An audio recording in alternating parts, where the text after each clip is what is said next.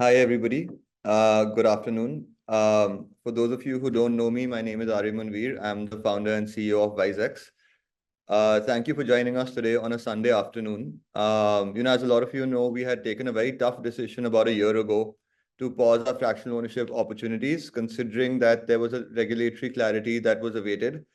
Now, considering that the latest MSM regulations have been proposed by SEBI, which are in favor of a model such as this, we are very excited to resume with our latest opportunity, which is this one, the Sky One opportunity.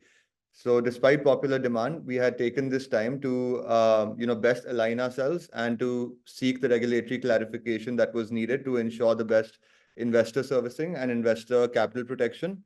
With that in place, we are very excited about this opportunity. So without further delay, I'm very quickly going to just share my screen. So this opportunity is called the Sky One opportunity. I'll be taking you through the entire opportunity in a lot of detail. If you have any questions, please feel free to use the FAQ section at the bottom of the webinar.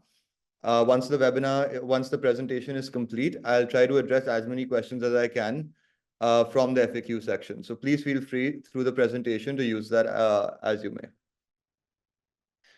So the Sky One Corporate Park opportunity is situated in Pune. It's a newly constructed building. It's a marquee asset.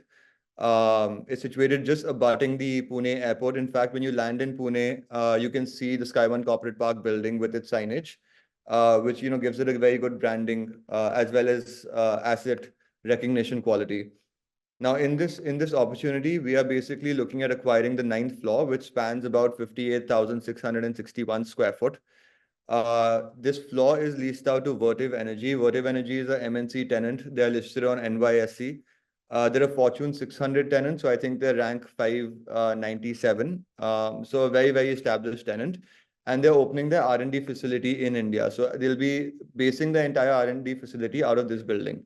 I'll talk about a lot of these points in more detail through the presentation, but just to give context.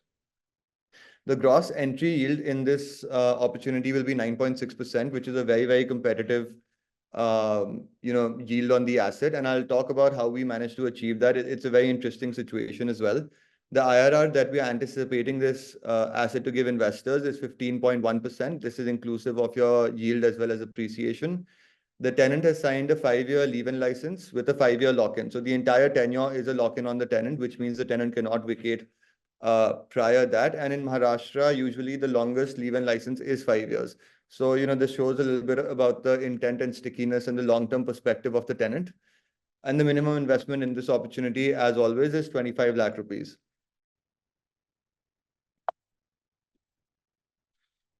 So first and foremost, I'll talk a little bit about the location before we get into the building and the opportunity in itself. So Pune as a city, is one of the most prominent IT hubs of India. Adjacent to Bangalore, it's become a very major IT destination. A lot of MNCs have situated their headquarters, their R&D facilities, their global capability centers in Pune. And one of the fundamental reasons is that Pune has a very young demographic, primarily because of the number of private universities. So a lot of talent is in Pune, a lot of affordable talent, which these MNCs are attracted to. Now, if you see, both absorption as well as supply have been growing year on year in Pune. Despite of the pandemic, a lot of parts of Pune are operating on single-digit vacancies. And overall, the entire city poses very favorable, macro fundamentals for commercial real estate. Now, breaking Pune down into its various micro markets. So micro markets are catchment areas which have been established for office space. So broadly, it can be segmented into 5 micro markets, and this is a very broad bifurcation. Each micro market, of course, has its own, pockets as well. But just to give a broader understanding, we can look at this. Now, our property, which is Sky One Corporate Park, it's situated in Viman Nagar. Viman Nagar is the locality which is abutting the airport. So this is one of the most prominent commercial hubs of Pune, of course, because of its strategic location. So if you see, out of all the various micro markets, this particular micro market has single-digit vacancies of only 6.2%, and it also has one of the highest stock of office space of 35 million square foot. So despite it being such a mature micro market, it's able to retain a single-digit vacancy, which gives us a very positive outlook for the longevity and performance of this micro market in itself. In terms of infrastructure, which is a very key aspect with respect to future capital appreciation and the asset being leased out in the long term. So it's abutting the Pune International Airport. Like I mentioned, when you're landing, you can see the asset. It's probably the closest building to the airport of this nature. It's also adjacent metro stations which are upcoming, which are only 3 kilometers away, and the railway station. So overall, in terms of connectivity, you have all your means of transport which are very easily accessible from this asset. Now, in terms of the entire catchment area, you have all your marquee tenants over here, all the way from MasterCard, Barclays, EY. And if you see this map, that is illustrated on the right-hand side, you can see Commerzone IT Park, Amar Tech Center, the Ritz-Carlton. So all of these are very marquee assets, which will sort of ensure that this micro market continues to do well. And as you see, Sky One Corporate Park, it's the closest building to the airport.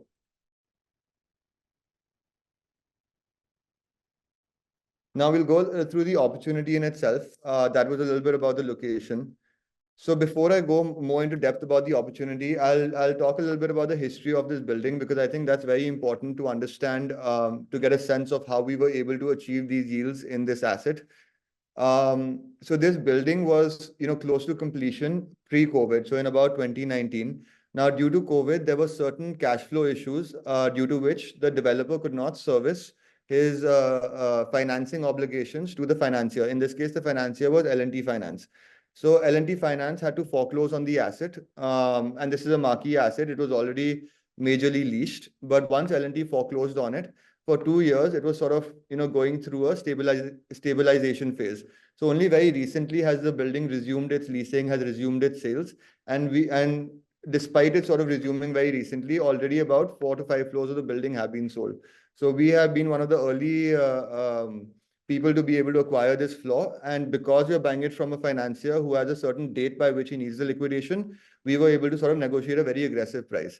So we've already acquired the asset, using our balance sheet money as well as debt capital that we've identified, and thereafter we will be fractionalizing it. So the yield that we've achieved is primarily because we were able to close the transaction within the stipulated time frame that the financier of the building required. So usually a financier also has set milestones during which he has to monetize the asset, and these are very strict timelines, and we were able to cater to that. And just to give perspective, from the day we sort of met the financier to acquire this asset, within 25 to 30 days, we had paid him the entire consideration for the property. So it was a very, very quick transaction. And due to that, we were able to negotiate a very aggressive return for the investors. Now, coming to the asset a little bit, the asset is spread across 13 floors. It also has a dedicated amenities floor. So that's a very strong value proposition, especially in a post-pandemic world, where livability has become one of the focus areas. So on the amenities floor, you have a full cafeteria, you have a town hall space, you have gaming room, gym, yoga room. So, you have all the facilities that one may require, giving a very strong leasing tenancy proposition to all the occupiers. Apart from that, the building has been designed for IGBC Platinum rating, which is the highest standard of rating. It's currently pre-certified, which means it's not received its final certification. That is in process, and we are anticipating that to be in place very shortly, but it's been designed from those parameters. And even if you see the images on the bottom right-hand side of the slide, everything is done to a very premium quality. There's marble used on the flooring of the lobby. The lobbies are double height. The glass facade is double glazed. So all of these are very key A-grade parameters, of a building. So in terms of spec of the asset, top tier, to the best of the standards, and very competitive in that sense. Now, coming to the leasing of the building or the stacking plan. So the stacking plan refers to the current occupiers in the asset. Like I mentioned, we are looking at the 9th floor, which is leased out to Vertiv Energy. But even if you look at the other floors all the way from ground to 9, all the tenants, are marquee tenants. So you have Piaggio, Vertiv, Kantar, Synchro. These are all MNCs, all listed companies, with $10+ billion market caps. You have SimplyWorks as well, who's occupied 5 to 8. They're one of the most prominent managed leasing players in India today. So overall, a very, very good leasing profile. Now, just sort of backtracking a little bit into the conversation I had on the previous slide pertaining to, the building being taken over by the financier. So when the building was foreclosed on, up to floor number 8 was basically leased out. So of recent, leasing has resumed, and Vertiv Energy was the first lease, post the leasing resuming. And the 10th, 11th, 12th, and 13th floor are in advanced discussions. There's already a tenant which is in discussion for these floors. In fact, there are 2 tenants which are in discussions for these floors, and we're anticipating the full building to be entirely leased out, by March 2024. Now, also with respect to Vertiv Energy, why this is very interesting, and I'll tell you a little bit about their plans with respect to the asset. They've opened the largest global R&D center, in Pune, in this building, Sky One Corporate Park. They initially only leased out the 3rd floor and only half of it. So if you see, it's a shared floor between Synchro and Vertiv. And this was sort of the 2 years ago, in the last tranche of the leasing that had happened in the building. Now, as and when their requirements have grown, they've incrementally expanded. So then they took the 4th floor, then they took the 9th floor, and they are in talks to expand further to the 10th floor. So, this tells you a little bit about the long-term thought process with respect to the occupation in this building for Vertiv Energy. Now, these are some actual site images. As you can see, top of the state-of-the-art design has been utilized. You have marble on the floors. This is the amenities floor, and this is free to use for all the tenants in the building. So anyone can come and utilize this space.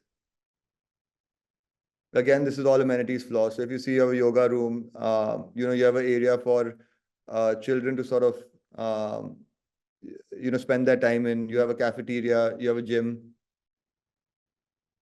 And the floor, so this is a floor plate of the building. It's quite an efficient floor plate. In fact, the building is at about a 72.5 efficiency, which is above the standards in Pune.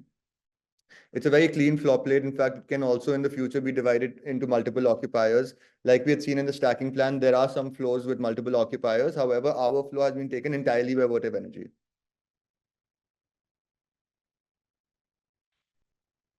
Now, I'll spend a minute and talk about Vertiv. The tenant is a very important aspect of the opportunity always. The cash flows are derived from their lease. So Vertiv did a $7 billion. So all these numbers are in dollars. They did a $7 billion revenue in 2023, which put their market cap most recently at $20+ billion. They're an NYSE listed company, publicly traded. They're number 1 in the world in thermal management, and currently they have 27,000 employees, spanning the entire globe. Out of those, a large majority of them will be in Pune, or at least a large concentration of them, considering this is the global R&D center. Now, a little bit about Vertiv's history. They were founded in 1965 and are headquartered in the US. They're listed on NYSE, like I mentioned previously. They're trusted by more than 70% of the Fortune 500 companies. So even if you look at the clientele of Vertiv, they're primarily Fortune 500 companies. Now, in terms of the India presence, this is something which they've been scaling, and also drastically in the last 3 years, specifically within this building of Sky One Corporate Park. But apart from their corporate headquarters, they've also set up manufacturing facilities, again, in Pune and nearby areas. So Pune becomes a very, very important catchment area for them. Now, a little bit about the lease terms of Vertiv Energy. So Vertiv Energy had taken, like I mentioned previously, their first office space in the building, in 2022. And since then, they've been incrementally expanding their footprint. Currently, they occupy in excess of 1.2 lakh square foot in the entire building, with an additional plan to occupy 60,000 square foot. So they're continuously expanding in the asset. The most recent lease that they took in the building was the 9th floor, which is basically the floor that we are considering, or that we've purchased in this opportunity. Now, another important aspect is we always insist on the tenant, investing capex into furnishing the fit outs of the premises and getting it operational. And the reason is so that they have skin in the game. Usually what happens is, let's assume that the landlord does the furnishing and fit out, then the tenant has minimal skin in the game, right? So even if tomorrow they vacate the premises, they don't have any sunk costs. So they can sort of switch the premises for a lower rental premises. In this case, since we've got the tenant to, invest significantly into the fit outs and furnishing, it makes their stickiness to the asset a lot higher. It makes their ability to relocate away from this asset for a marginally lower rental also, a lot more difficult.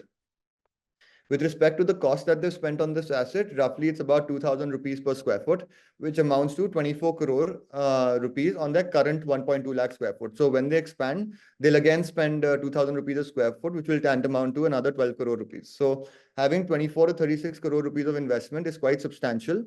It tells you about the stickiness of the tenant. Sorry. So usually what happens in a new lease is, and this is sort of market standard, that the tenant is given a 6-month rent-free period.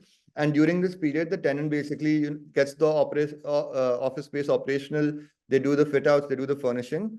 However, considering that, investor returns, we wanted to prioritize investor returns. As part of the negotiation, we've deducted 6 months of cash flow from the consideration itself. So effectively, our investors will not have any period of rent-free, and all of the cash flow for the rent-free period has been adjusted against the transaction. So we were able to negotiate effectively with the seller to compensate us for the entire rent-free period. Now, in terms of the rental escalations, which is another important aspect, we negotiated at 10% every 2 years. So every 2 years of the lease, the rental will go up 10%, and that will be reflective in the rental yield as well. So the rental yield that we are starting off with is 9.6, but again, that incrementally increases as the rental escalations kick in, to the lease agreement. We've also kept a high security deposit of 6 months. So the tenant has deposited this amount is with us. Usually this ranges from 3 to 6 months, but we always prefer a 6-month security deposit.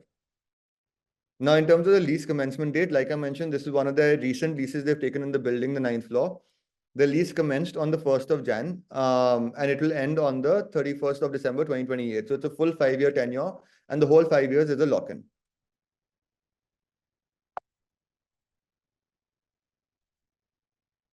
Now, let's look at the lease and sale comparables. Actually, before we do that, there are quite a few people who are raising their hands. I would request if you can sort of put your questions in the Q&A box. It'll be at the bottom of the webinar, and I'll come back to them as soon as we are done with the presentation.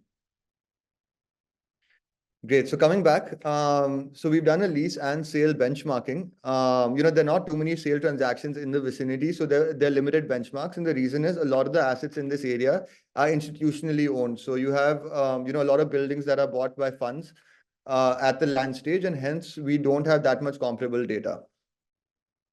That being said, as per the valuation report that we've got done, we are at about approximately a 15% discount, and we will be sharing that, with all investors preemptively as well. But as you can see, as per these comparables, the benchmark lease value in this vicinity is between 90 to 105 rupees. So we are well within that range. So we are aligned with the market rentals, despite our building being of a higher standard. So even when you benchmark this asset with the other assets that are mentioned here, our asset is relatively newer. It's built to a higher spec. Even if you see visibly, our asset is a lot more marquee and A-grade than some of these assets. So, being at the same rental at a much more superior asset quality gives us that edge that a lot of tenants would not be willing to relocate altogether, even in the long term, from this building. Now, if you look at the sale comparables, apart from just the valuation report that I mentioned, we've also taken a few benchmark transactions. The weighted average, roughly was around 13,000 rupees, and we are at a discount to that. So our purchase price per square foot is roughly 12,165 rupees. Great. So this is the final section, post which we'll do the Q&A. So in this section, I'll talk a little bit about, the returns for the investors. But before we go on to the returns, I'll just tell you a little bit about the pricing of this asset. And, just to reiterate, we've already purchased the asset. The asset is in an SPV, and that's due to the circumstances under which we had to buy the property. And now that we are going to go ahead with the sort of onboarding of investors for it. So the base price is 12,165 rupees. Now, there's something important about this price. What we've done in this price is we've done certain deductions. So like I mentioned earlier, there's a rent-free period. So we've kept back that much capital to service the monthly rental during this period to investors. Apart from that, there are certain vendor payments that were outstanding. So let's say that the parking has to get stacked, which means you have to get stacked parking installed, in the basement for our tenant. So even costs such as those, we've retained the amount and we will be directly paying that to a vendor. And because of all these optimizations, we were able to register at a lower per square foot price. which benefited us by giving a lower stamp duty outflow, because the stamp duty is calculated as a percentage of your net transacted price. And we've kept a provision for all the pending expenses. So there's another expense, for instance, which is property tax. Like the property tax, for the preceding years has not been paid. So we've made that provision in the 12,165 rupees to pay that bill and clear it. So all the deductions have been made from this price point. Now, I'll just run through the other expenses. So this was the most important line item. Now, apart from that, your stamp duty and registration, which has gone to basically the government as part of the fees which is due, or as part of the duty that is due on transaction of immovable property. The acquisition expenses, which entails our fee and the other expenses, is 3.19 crores. We've kept a reserve in this asset of about 50 lakh rupees, and that's primarily because we have to get the lease operational. We've made the provision for the anticipated expenses, and hence we don't anticipate this reserve to be used. In case the reserve is not used, it is refunded to investors at the time of sale of the asset, and intermediately during the tenure of the asset, we sort of park it in a fixed deposit or any sort of money market safe instrument. We've kept a prop tax reserve of 70 lakh rupees and the legal expenses of 40 lakh. The legal was also quite complex given the history of this building, like I mentioned earlier. But in 40 lakh rupees, we were able to sort of get, a very marquee tier 1 legal firm to give us the title report. Now, in terms of the yield on this asset, and again, the rental income is stipulated, on the lease agreement, so that we don't anticipate any variance in the rental income. So this is sort of the, rental part returns of the asset. The year one, as you can see, the gross return is 9.6%, and the rentals are distributed monthly to investors. Thereafter, it goes to 9.2, 9.4, 9.4, and 10. The reason of this variance is that this is a gross yield, which means that it entails a top-up offer. And again, I'll talk a little bit about the top-up offer on the next slide. But if you want to refer to the net numbers, which is basically post our fee, you can do so through the illustrative financial model. So we'll be sharing that with you. In the illustrative financial model, you can vary certain parameters such as your investment amount, the exit tenure, and you'll sort of get corresponding returns. Now, in terms of the performance metrics, we are anticipating an IRR of 15.1% across a 5-year holding period. The reason we want to hold this for 5 years is we believe that the rental is at a discount to market. So we want the rental to sort of go through 2 escalations, the property to have a fresh lease in place. We believe that will give us an optimal exit. We are anticipating a 6.5% annual appreciation. Now, this 6.5% entails 2 parts. The first is that the market is growing at 4 to 5% annually. And most sort of commercial markets have been growing at 4 to 5% annually. And we've acquired the property at roughly a 15% discount to market rate. So if I amortize that 15% discount across 5 years, it translates to roughly a 3% discount a year. So if I catch a 4% market growth rate, which is conservative, with our 3% annualized discount, it roughly estimates to a 7%. So we wanted to be on the conservative side, so we've set 6.5. So that's how we've come to our projection. Now, what this translates to is a MOIC, which is multiple of invested capital of 1.85x. Great. So just to recap, I'm just going to cover, some of the important points that we've already gone through in the presentation before moving to the Q&A section. The first and foremost, it's, an IGBC marquee asset rated, designed for platinum rating, which is the highest standard of rating. It's newly built with a fresh lease in place. So the tenant has recently taken the lease on 1st of January. The lease rentals are attractive and the capital value is even more attractive. We've gotten a valuation report indicating a 15% discount to market rate. It's a Fortune 600 tenant, proximity to airport and other infra, and of course, strong micro market fundamentals. Great. So now the last part of the presentation, which is the investment terms. So there's a management fee that we charge for basically managing everything, the asset, the investors, which is 1% annualized. We charge a performance fee, which is only at the time of exit. So whenever an investor exits the property or when we sell the property to a third party, at that point in time, if investors make more than a 10% IRR, then we charge a 20% profit share on the surplus. So if investors only make a 10% IRR, then we are not eligible for any performance fee. Anything above that, we are on the surplus amount eligible for 20% profit share. Now, what we've also done is we've kept a top-up offer, which is basically an early bird incentive. So for investors who confirm their investment in this property, prior 1st March 2024 will be eligible for a 2% top up. This 2% is spread out across the opportunity tenure, and investors can sort of benefit from increased yields by participating early. Now, this is a glossary. The investor model can be accessed through this link. The LNL with Vertiv, which is a registered lease agreement, can be accessed through this link. Now, if you're interested to participate or if you have any questions, you can book a meeting with a dedicated WiseX investment manager. They'll be more than happy to address any queries you have or assist you with onboarding. But that is, the entire presentation. We are very excited about this opportunity. We believe we've been able to secure a very, very marquee asset at a disproportional entry yield. Usually yields in the industry right now are between 7.5% for such an asset like this. Given the circumstance and the distressed nature of the asset, we were able to secure a very, very lucrative transaction for the investors in this opportunity. Now, great, we'll be moving to the Q&A section. I'll just stop sharing my screen. Great, so there are a lot of questions already. I'm going to try and answer all of them. We might be running short on time, but I'll try to address as many as we can.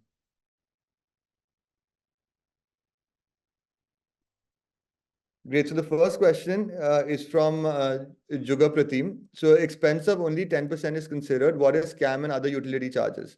Great. So we'll be sharing the illustrative financial model with you. We've kept a provision of all expenses which are incidental on us. So for example, property tax is something we have to pay. CAM, as per the lease agreement, is something which the tenant has to pay directly. Utility charges is something the tenant has to pay. So these things are not our expenses. So we made a provision for all of these when computing the final yield for investors. So you can refer the illustrative financial model that we will be sharing with you, to sort of get a better understanding of these expenses.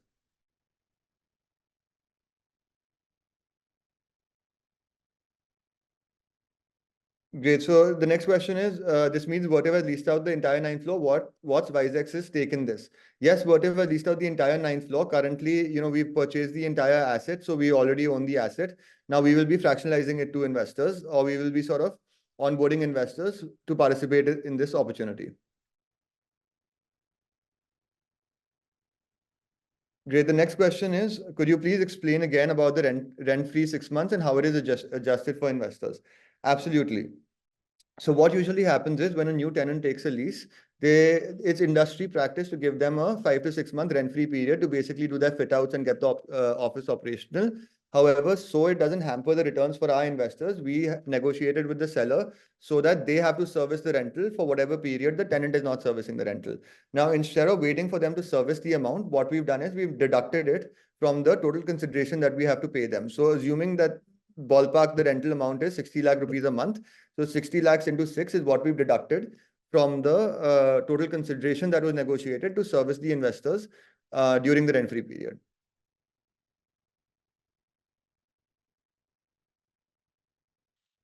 Great. The next question is, when are we expecting the returns to start, in March or April? So we are anticipating the entire opportunity to be funded, towards in the April month. So we are hoping for the mid-April to be the opportunity closure. So as soon as we close the opportunity, the returns will start for investors. So there isn't any lag time. There isn't any rent-free effective period for investors. Great. So before moving on to the next question, there are a lot of questions about the onboarding process. So I'll just talk a little bit about that as well. So the way it works is that currently investors have to remit 5% of the total investment amount, which will be a token advance towards the investment. So let's assume that you want to invest 25 lakh rupees. You'll have to remit 1.25 lakh rupees into an escrow account, which will be held and your placement will be confirmed. Once we identify investors for the opportunity, which we are anticipating to be in March, at that point in time, we will be sending a drawdown offer. The drawdown offer will require you to remit the balance 95% towards the investment. Once you remit the balance 95%, we will be undertaking private placement for all the investors, post which the returns will commence for all the investors.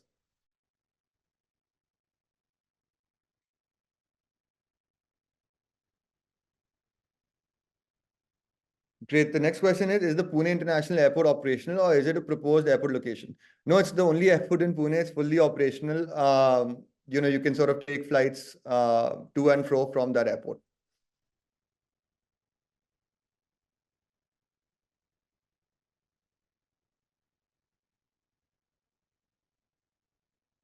Great. The next question is, what is the ownership model for unit holders? Is it CCD, OCD, equity? What is tax deduction on the returns? Sure. So in terms of the structure, the structure has been the same as what we've done in the past. So this is sort of the standard in the industry as well. The way it works is that each investor is issued 10% equity and 90% CCD. So let's assume you're investing 25 lakh rupees. 10% of that amount will be in equity. The remaining will be in CCD. The CCD is utilized to optimize your tax incidence. So the entire rental income flows as interest on the CCD to the investor, making it taxable only on a single layer. So no tax is deducted apart from TDS in the SPV. Tax is applicable as per the income tax slab rate of the investor in the hands of the investor. And just to give you more insight, what we will do post this, for anyone that is interested, we have a tax note which gives you a comprehensive understanding and insight into these nuances. So we will be sharing that with you.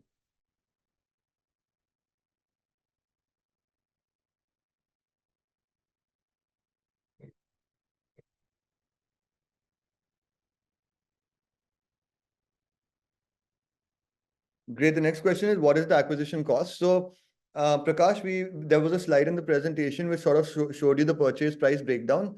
You can refer to that. That will give you the bifurcation of the various costs, that are associated to the acquisition of this asset.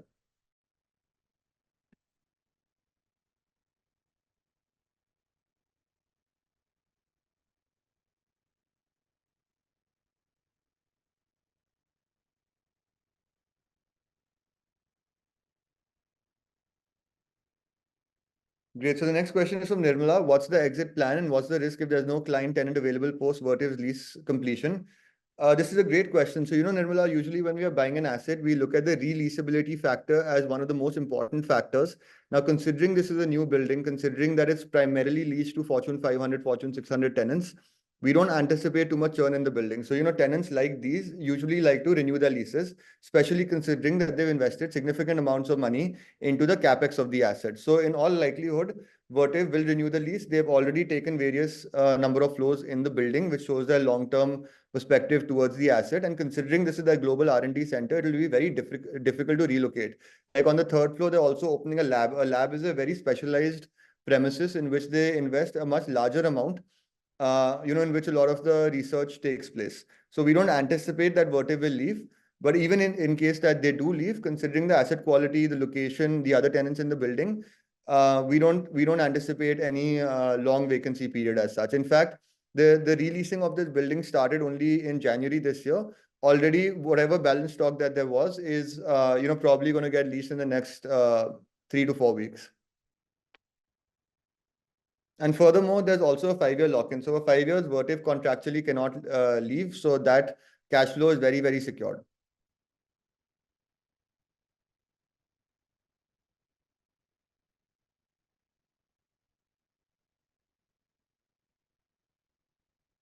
Okay, the next question is from Prashant. Hi, is the OC received? Yes, it's received. The tenants are already in the building. The building is fully operational. From that perspective, the building is complete. So this is a post-OC received building, which doesn't have any construction risk as such. And usually RERA comes into perspective, pre-OC. So since it's post-OC, I am assuming the RERA aspect is also addressed.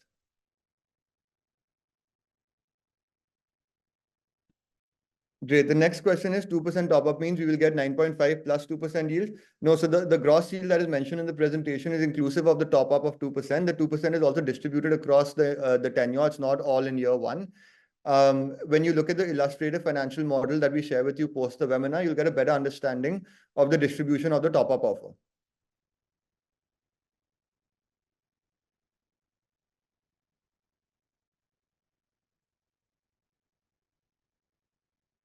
Great. There are a lot of questions. So I'm going to try to address as many as I can. Great. The next question is it under private limited or LLP model? So we only follow the private limited model. We believe that this is the least ambiguous model. LLP does have a certain level of ambiguity in it. We have evaluated it. We've appointed various tax consultants.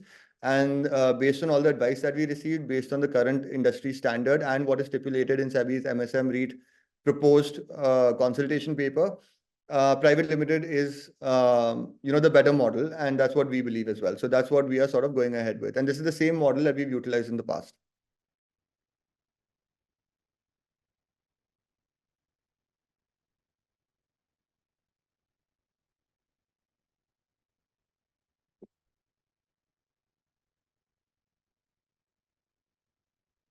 Great. So there are a lot of questions about, let's say intermediate exits.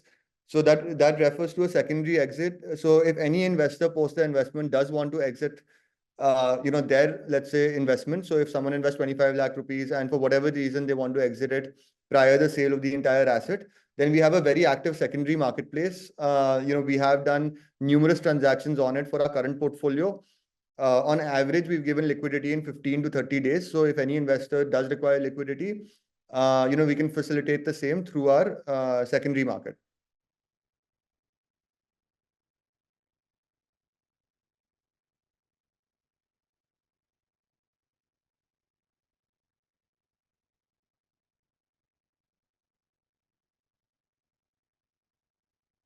Great. So the next question is, will the property be registered on my name?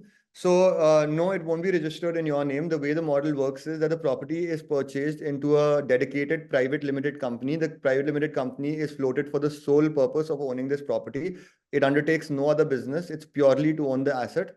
The investors get proportional securities of the private limited company, which basically gives them ownership or notional ownership of the asset. The returns are proportionate to commensurate ownership of the SPV. So let's say you have 3% of the securities of the SPV, 3% of all cash flow will be allocated towards you.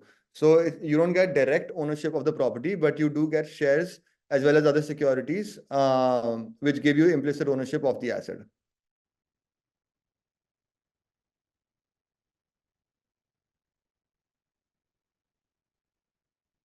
Great. There are a lot of questions still about the exit. So I'll re-clarify. So an investor has basically two exit methodologies that they can go for. The first is if they want to do a secondary exit, which is exit their stake, then they can do so at any time. So let's say you invest today and after 6 months, you have a cash flow requirement or you want to exit for whatever reason, then we can facilitate the same through our secondary market. And also there's a full asset exit, which happens whenever we get an optimal offer. So let's say we are anticipating the optimal time to exit this opportunity to be 5 years. So after 5 years, when we sell the property, all investors get the proportionate returns as well as the appreciation that has happened on the asset. So we have both methods which give enhanced liquidity to investors intermediately as well as towards the end of the asset, as the preference may be.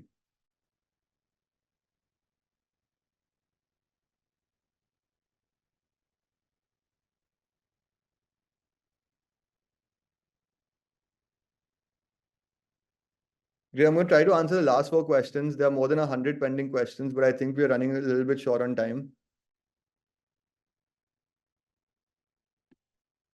Great. The next question is, what if rentals are not being paid by tenant in time? Is there any penalties of tenants? Absolutely. So there's a registered leave and license agreement with the tenant. And also, please note, the tenant is a MNC. So usually MNCs, the reason why we prefer MNCs is that they have a much better payment track record. In fact, through the entire pandemic, all our tenants paid us on time, incomplete. There was no tenant which asked for a discount or got a discount for that matter. And Vertiv is a very, very strong tenant. So we don't anticipate any issues. And even if let's assume for a moment they do not pay rental for whatever reason, then we have a lease agreement which requires them to pay that rental, and the various penalties and obligations are stipulated in it. So we will be sharing the lease agreement with all interested investors, and you can go through the various clauses that require them to pay the rental as per a predefined schedule for a period of 5 years.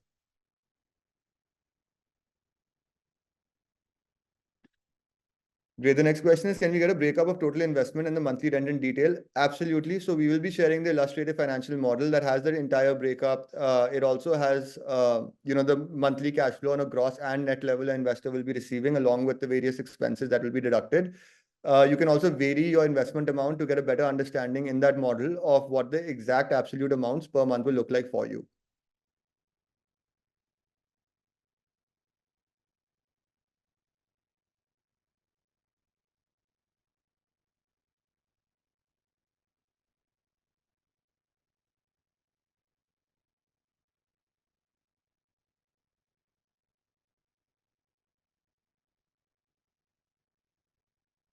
Sorry, I'm just going through the questions. I'm trying to find a question that we've not addressed, so that we can cover maximum ground.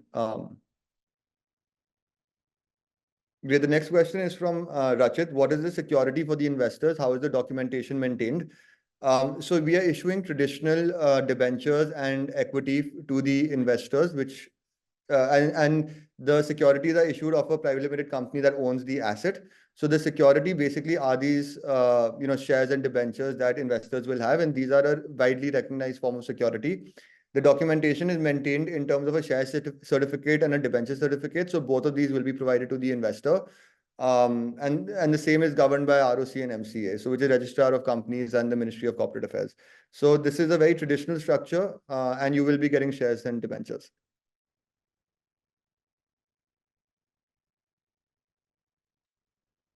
Great. The next question is a 6.5 CAGR is very less than our inflation or FD. What are your thoughts? So 6.5% is only the appreciation aspect. We also have a rental in place on average of about 9.5% gross. So that results actually to a 15% annualized return. So the annualized return is a mix of both your rental as well as your appreciation.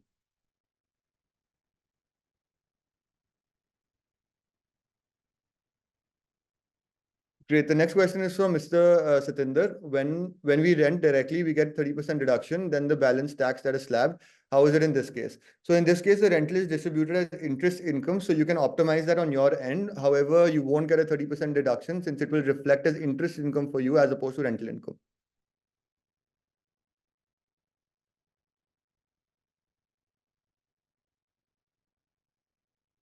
Great. The next question is from Nikhil. What is the process of investing via HUF?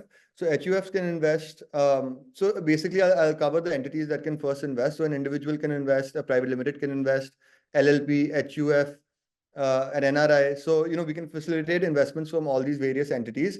The onboarding process will be similar for all of them. First, KYC will have to be done. Post the KYC being approved, you will receive a EOI, which is an expression of interest. That will contain details to an escrow bank account to which you will have to remit 5% token amount. Post the token being remitted, your allocation in the investment will be confirmed.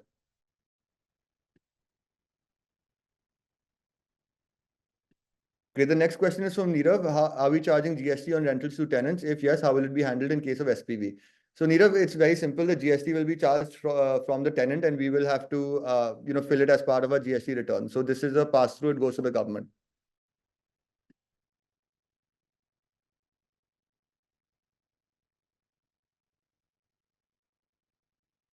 What is the term till which the property will be owned? So this question is very interesting. We are anticipating the optimal time to exit to be 5 years. However, what we do is we have an in-house asset management team, which on an ongoing basis, identifies optimal exit scenarios. They keep facilitating various offers for our assets.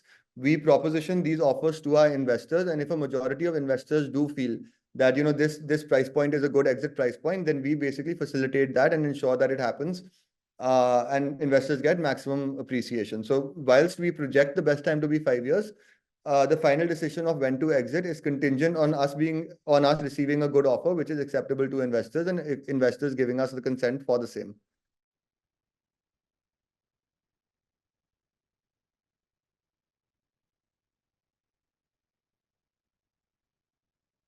Hi, Rajesh. Your question is what happens to rental during the vacant period of property? So, Rajesh, the tenant has signed a 5-year lock-in period, so there is no vacant period as such. For the next 5 years, there's an obligation of the tenant to continue to pay the rental, post which we anticipate the tenant will renew. If the tenant does not renew their lease, considering the asset quality, the location of the premises, the other tenants in the building, we don't think leasing will be a challenge. We also have a very strong leasing team and asset management leasing team in-house, which will ensure that the property is leased, on priority. So there's no loss of rental. In case there is a brief period in which there is a loss of rental, the same will be borne by the investors proportionately.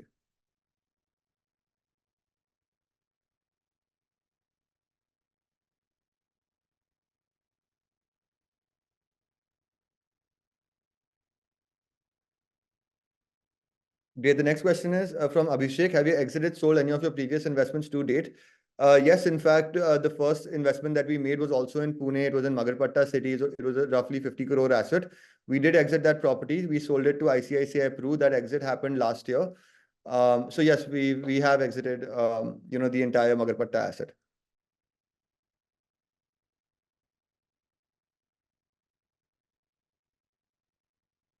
Great. The next question is, how many investors are you targeting? So, considering that this is an 80 crore opportunity, we are anticipating for the opportunity to be funded by 200 to 300 investors.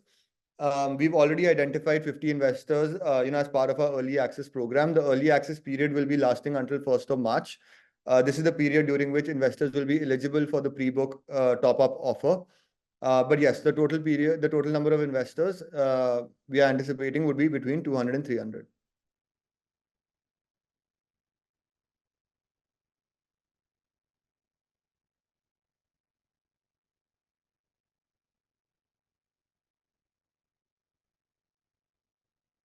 Great. The next question is, are you presenting this opportunity to us at the same price that you bought or have a profit margin? No, so we are presenting it at the same price. In fact, there are various costs that we've also taken at the same price. What we charge in the form of fees. So we don't mark up the asset, but we do charge an acquisition fee. We charge an annual fee. So we make our money through fees. We are not marking up the asset as such.